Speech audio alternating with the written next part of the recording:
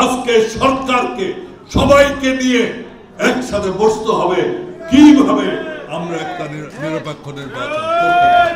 আপনারা নিরপেক্ষ নির্বাচন করবেন এবং এর দায় দায়িত্ব কার?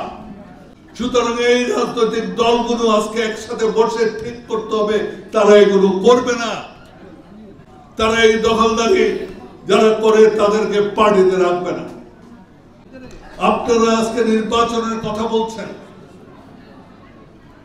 সেই নির্বাচন আপনারা বলছেন, কিন্তু সেই নির্বাচন করার সেই পরিবেশ বাংলাদেশে বর্তমানে আছে।